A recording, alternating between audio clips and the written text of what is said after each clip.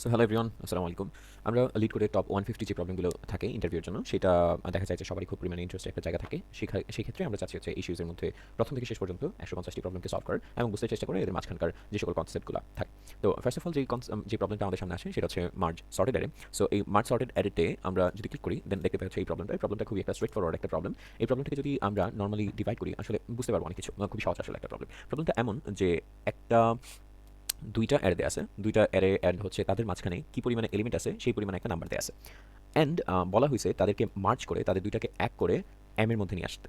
And তার মধ্যে কিছু জিনিসপাতি আমাদের মাথায় রাখতে হবে। ফার্স্ট অফ অল এরা হচ্ছে সর্টেড অ্যারে, মানে হচ্ছে সেও একটা নন ডিক্রিজিং নাম্বার নিয়ে কাজ করে। নন ডিক্রিজিং অ্যারে, এটাও একটা নন ডিক্রিজিং অ্যারে। অ্যান্ড আমাদের এই দুইটাকে মার্জ করে যেটা বানাইতে হবে সেটাও হইতে হবে একটা নন ডিক্রিজিং অ্যারে। ওকে, এতটুকু পর্যন্ত আমরা বুঝতে পারছি। অ্যান্ড আরেকটা খুব সুন্দর শর্ত আছে, সেটা হচ্ছে এই প্রথম যে অ্যারেটা আছে সেটার লেন্থ আসলে একটু বেশি হবে। অ্যান্ড ওই লেন্থের মধ্যেই আমাদেরকে এই দুইটা অ্যারেকে মার্জ করে এই ফার্স্টের অ্যারেটার মধ্যেই ঢুকাইতে হবে। ওকে, আমরা যদি এই জিনিসটাকে আরেকটু বোঝার চেষ্টা করি, ফার্স্টে হচ্ছে আমরা ধরে নিলাম যে নামস ওয়ান নামে একটা অ্যারে আছে। Nums one. সো এই নামস ওয়ান যে অ্যারেটা হবে, এই অ্যারেটা এতটুকু লম্বা ধরে নিলাম। আর এখানে 1 2 3 অ্যাজ পার দ্য এক্সাম্পল সেইজ আমরা এখানে ধরে নিলাম যে তিনটা এলিমেন্ট আছে। এইটা হচ্ছে আমার এম এর ভ্যালু, মানে হচ্ছে ফার্স্টের যে অ্যারেটা আছে সেটার মধ্যে কী পরিমাণে এলিমেন্ট আছে সেটা বলে দিয়েছে। আর বাকি ব্ল্যাঙ্ক স্পেসগুলো জিরো দিয়ে ভরাট করা অথবা ব্ল্যাঙ্ক করা। আরেকটা অ্যারে আছে যেই অ্যারেটার মধ্যেও তিনটা এলিমেন্টই আছে অ্যান্ড এইটা তিনটাই স্পট আছে এটার মধ্যে।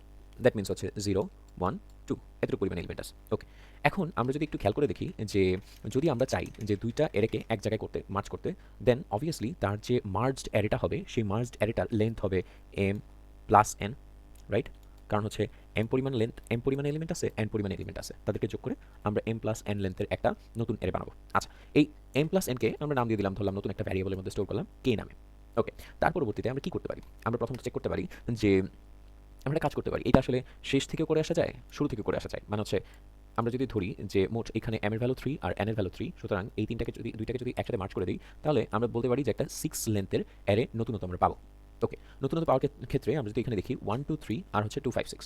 এখন 1 2 3 আর হচ্ছে 2 5 অ্যান্ড 6, এই নাম্বারসগুলো যদি দুইটা আলাদা লিস্টের মধ্যে অথবা এর মধ্যে থাকে, দেন তাদেরকে যদি আমরা মার্জ করি, নর্মালি আসার কথা 1 2 3, দেন হচ্ছে 2 5 6, এইভাবে আসার কথা যদি আমরা মার্চ করে দিতাম, যেটা জাস্ট অ্যাপেন্ড করলেও পারা যায়। কিন্তু আমাদেরকে বলা হয়েছে এইটা মার্চ করার সাথে সাথে এটাকে অবভিয়াসলি হইতে হবে সর্টেড একটা অ্যারে। তার মানে এই 2 এর পরে 3 আসার আগে এই 2টা এখানে বসতে হবে, রাইট? 2, তারপর 3, তারপর 5, তারপর 6। আচ্ছা, একটু বেসিক জিনিসপাতি তো, তাও আমি একটু ভালো মতো ব্যাখ্যা করার চেষ্টা করছি। দেখুন, তার মানে আমাদের যদি একটা নতুন অ্যারে নেওয়া হয়, যে অ্যারেটা হচ্ছে 6 লেন্থের, অর্থাৎ কে লেন্থের, এম প্লাস এন লেন্থের, এইটার এই পাশে বসবে হচ্ছে দুইটা এরের মধ্যে সবচেয়ে বড় ভ্যালুটা, রাইট? এই এরে আর এই এরের সবচেয়ে বড় ভ্যালুটা বসবে হচ্ছে এখানে। এখন মজার বিষয় হচ্ছে এইটাও সর্টেড, এইটাও সর্টেড। সুতরাং এই এরের সর্বডানের যে ভ্যালুটা আছে সেটা হচ্ছে তার সবচেয়ে বড়, মানে সবচেয়ে বড় ভ্যালু। আর এই এরের মধ্যেও সর্বডানের যে ভ্যালুটা আছে সেটা হচ্ছে তার সবচেয়ে বড় ভ্যালু। ওকে, তার মানে এইখানে হচ্ছে আমরা ধরতে পারি যেহেতু ডিরেক্টলি ফার্স্টের যে অ্যারেটা আছে সেই অ্যারের মধ্যেই আমাদের বসাইতে হবে। অ্যান্ড এইখানে এম পরিমাণ যে কথাটা আছে, মানে যে এম পরিমাণ এলিমেন্ট আছে, তার মানে যদি আমরা ধরি যে directly line by line maintain করে তারা একটার পর একটা ক্রনোলজিক্যালি আসছে, দেন এইটা হবে 0 1 2 অ্যান্ড ব্লা ব্লা ব্লা ব্লা ব্লা, এটা হচ্ছে এম মাইনাস 1 যদি এই পুরোটা এলিমেন্ট থাকে। ওকে, আর বাকি যে ব্ল্যাঙ্ক স্পেসগুলো আছে সেটা 0 দিয়ে ভরাট করা থাকবে, রাইট? আচ্ছা, এই জিনিসটাই তোমরা দেখে আসছি, তাই না? আচ্ছা, এখন যদি এই জিনিসটার থ্রুতে আমরা যাই, দেন আমরা এখান থেকে একটা ছোট্ট জিনিস নিয়ে নিই, ধরলাম এতটুকু পরিমাণে নিয়ে নিলাম। ওকে, দেন আমরা দেখতে পাচ্ছি এটা হচ্ছে নামস ওয়ান আর এইটা হচ্ছে নামস টু। নামস টুটাকেও এখানে নিয়ে নিই, এই হচ্ছে নামস টু।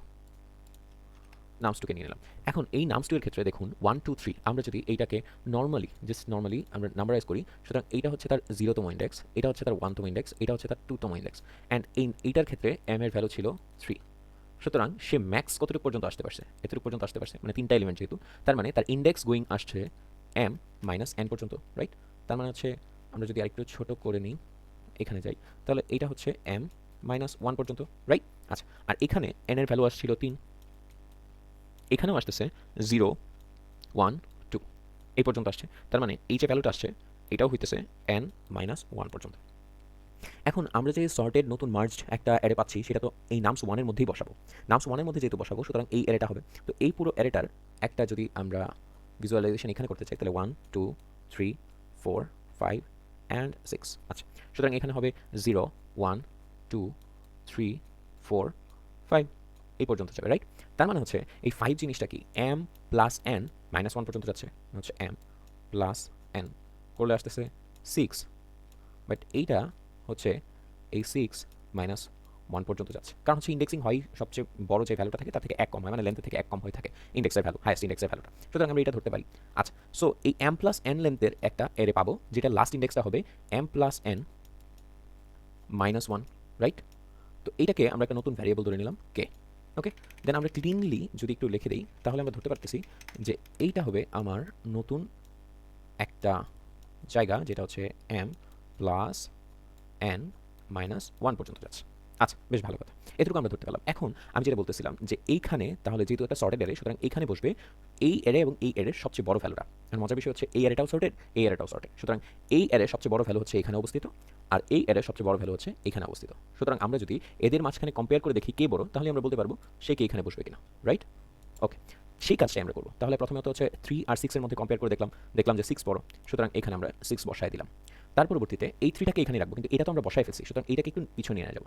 এখন 3 এর সাথে এই 5 এর কম্পেয়ার করবো, 5 এর কম্পেয়ার করে দেখলাম যে 5 বড়, সুতরাং 5 কে বসায় দিলাম। তার পরবর্তীতে এই 3 যেহেতু এখনো নড়ে নাই, আনচেঞ্জ, এখনো বসে নাই, সুতরাং এইটাকে আমরা এই 2 এর সাথে কম্পেয়ার করবো। 2 এর সাথে কম্পেয়ার করে দেখতেছি যে 3 বড়, দেন হচ্ছে আমরা 3 বসাবো। তারপর এই 3 এবার নড়ে যাবে, নড়ে গিয়ে এখানে যাবে, গিয়ে দেখবে 2। সো এই 2 এর সাথে এই 2 এর একটা কম্পারিজন করবো, করে দেখবো যে দুজন সমান, সুতরাং বসাই দিব। অ্যান্ড এগেইন এটা বসাইলাম বা এটা বসাইলাম, তার পরবর্তীতে এটাকে আবার বসাই দিব যেহেতু সমান। দেন এটাকে আবার মুভ করে এখানে নিয়ে যাবো, দেখবো যে 1 এর ভ্যালুটা এখন আবার সবচেয়ে ছোট, এটাকে এখানে বসাই দিলাম। এটা হচ্ছে আমাদের নর্মাল প্রসিজার, মানে হচ্ছে শেষ থেকে আমি সামনের দিকে আসতেছি। অ্যান্ড এটাকে ভাইস ভার্সা পদ্ধতিও করা যাইতো, যে ফার্স্ট থেকে শেষ পর্যন্ত যাইতেছি। সো আমরা এই পদ্ধতিটা যদি অ্যাপ্লাই করি তাহলে আমরা প্রথমে কি করতে পারি একটু দেখি। প্রথমে আমাদের কাজ হচ্ছে এখানে এইটাকে মেনশন করে দেওয়া, মানে হচ্ছে এখানকার যে হাইয়েস্ট ইন্ডেক্সটা যে পর্যন্ত আমরা আমাদের সবচেয়ে বড় ভ্যালুটা পাবো, আর এখানের হাইয়েস্ট ইন্ডেক্সটা, এটাকে তথাকথিতভাবে আমরা যদি আই এবং জে দিয়ে ডিনোট করে দিই তাহলে আমরা এটা পাইলাম। তারপরে কে এর ভ্যালুটা আমরা ডিনোট করে দিলাম, মানে হচ্ছে m প্লাস n মাইনাস 1।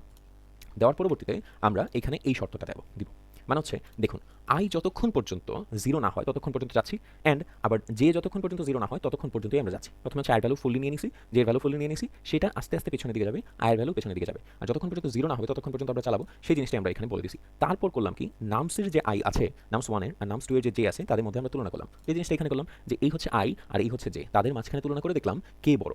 যদি দেখা যায় যে নামসের আইটা বড়, তার মানে এখানে বুঝতে পারতেছি যে এটা বড় হলে আমরা এইটাকে বসায় দিব, বসায় এই পাশে সরে আসবো, তাই তো? এই কাজটা এখানে করি যে এটাকে বসায় দিলাম, কে এর ভ্যালু কি, কে এর ভ্যালু এটা না, এই কে এর ভ্যালুর মধ্যে এটাকে বসায় দিলাম, অ্যান্ড এটাকে একটু সরায় দিব। কি করলাম দেন, এটাকে বসায় দিলাম, বসায় দিয়ে আমরা এটাকে সরাই দিলাম, মানে আয়ের ভ্যালুটা এখন 1 কমাই দিলাম। অ্যান্ড যেহেতু এটাকে কমাই দিছি, কমাই দেওয়ার সাথে সাথে এখানে কে এর যে ভ্যালুটা এটাও তো চেঞ্জ হবে, কারণ নেক্সট যখন একটা কিছু বসবে তখন তো আর এখানে বসবে না, তখন এখানে বসবে। তার মানে হচ্ছে এই ভ্যালুটা চেঞ্জ হয়ে এখানে চলে আসবে। সুতরাং কে এর ভ্যালু 1 কমাই দিব, আয়ের ভ্যালু 1 কমাই দিব। আবার সেম জিনিস এখন আমরা এইটার জন্য চেক করব। যদি দেখা যায় যে না জে এর ভ্যালুটা বেশি বড় ছিল, মানে জে এর ইন্ডেক্সে যে ভ্যালুটা আছে সেটা বড় ছিল, তাহলে আমরা কি করব, এই জে এর ভ্যালুটা 1 কমাই দিব আর জে এর ভ্যালুটা এখানে বসাই দিব। সেই কাজটাই এখানে আমরা এলস এর মাধ্যমে করব। যে এলস যদি হয় তার মানে হচ্ছে এইখানে আয়ের যে ভ্যালুগুলো ছিল, মানে আই ইন্ডেক্সের ভ্যালুগুলো থেকে জে ইন্ডেক্সের ভ্যালুগুলো যদি বড় হয়, তাহলে এই জে ইন্ডেক্সের ভ্যালুগুলো কে ইন্ডেক্সে বসাই দিব। দেন আমরা জে এর ভ্যালু কমাই দিব 1 করে, কে এর ভ্যালু কমাই দিব 1 করে। এখন একটা টুইস্ট আছে, এখন এই টুইস্ট একটু মজার, কারণ হচ্ছে যেই প্রবলেমটা এখানে দেওয়া হয়েছে সেটার মাধ্যমে এটা আসলে বোঝা যায় না, ভালো মতো বোঝা যায় না, এই কর্নার কেসটা আমরা মিস করে যেতে পারি।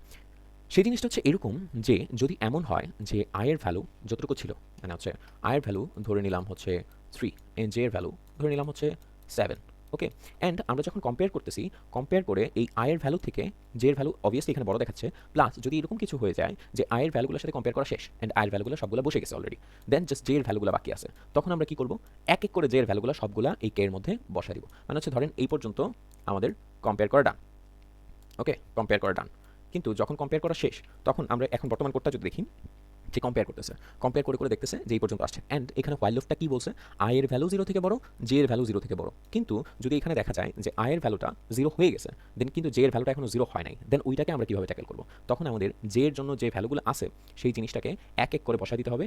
কতটুকু পর্যন্ত, এই যে যেমন ধরেন এতটুকু অংশ বাকি আছে, ওকে, এই এতটুকু অংশের মধ্যে আমরা এই জে এর যে ভ্যালুগুলো আছে সেটাকে জে মাইনাস 1 করে করে একটা করে ইন্ডেক্স এই কে মাইনাস 1-এ বসাইতে থাকবো। এই জিনিসটা ততক্ষণ করবো যতক্ষণ পর্যন্ত কে এর ভ্যালুটা রয়ে যায়, মানে হচ্ছে জে এর ভ্যালুটা রয়ে যাওয়ার কে এর ভ্যালু রয়ে যাওয়া একই জিনিস, কারণ I plus J equal M plus N minus 1 তো কে। সুতরাং যতক্ষণ পর্যন্ত জে 0 না হচ্ছে ততক্ষণ পর্যন্ত যেটাকে আমরা বসায় যাবো, এই হচ্ছে আমাদের কাজ। আর জে কে 1 করে নিচে নামাই দিব, কে 1 করে নিচে নামাই দিব, এই তো কাজ, তাই না? দেন হচ্ছে আমরা এই নামস 1টাকে রিটার্ন করে দিব। এই হচ্ছে আমাদের মেইন জিনিস। এখন যদি আমরা জাস্ট রান করে দিই, রান করে দিলে আশা করি সবগুলো কেস পাস করে গেছে। অ্যান্ড সাবমিট করে দিলাম। সাবমিট করলে আমরা দেখতে পাবো যে আমরা বেশ ভালোভাবে এটাকে সলভ করতে পারছি। সুতরাং এটার কনসেপ্টটা ছিল হচ্ছে এরকম যে দুইটা অ্যারে, এই দুইটা অ্যারেকে আমরা একটার সাথে মার্জ করলাম, মার্জ করে একটা নতুন অ্যারে বানাইলাম, যেই অ্যারেটাও একটা সর্টেড অ্যারে। সো এই দুইটাই ছিল একটা সর্টেড অ্যারে, প্লাস দুইটা থেকে যেটা আমরা মার্জ করে বানাইছি সেটা একটা সর্টেড অ্যারে। অ্যান্ড এই সর্টেড অ্যারেটাকে যেহেতু সর্টেড অ্যারে, সুতরাং এখানে তার সবচেয়ে বড় ভ্যালুটা থাকে, এখানেও তার সবচেয়ে বড় ভ্যালুটা থাকে। এদেরকে কম্পেয়ার করে করে দেখবো যে কে বেশি পরিমাণে বড়, সেটাকে আমরা জাস্ট এখানে বসাই দিব। দেন এগেইন যে যে বড় হইলো সে একটা একটা করে ঘর পিছিয়ে যাবে, এর ক্ষেত্রেও সেম জিনিস, একটা একটা করে ঘর পিছিয়ে যাবে আর আমাদের এখানে ভরতে থাকবে। এই হচ্ছে আমাদের নর্মাল একটা অ্যাপ্রোচ। আর এই অ্যাপ্রোচের মাধ্যমে এই সহজ প্রবলেমটা খুব সহজভাবে সলভ করা যায়। আশা করি বুঝাইতে পারছি। তার পরবর্তীতে আমরা সেকেন্ড প্রবলেম আর এইভাবে ইনশাল্লাহ 150টা প্রবলেমে আমরা শেষ করব। Thanks for watching my problem solving and that is all. আসসালামু আলাইকুম।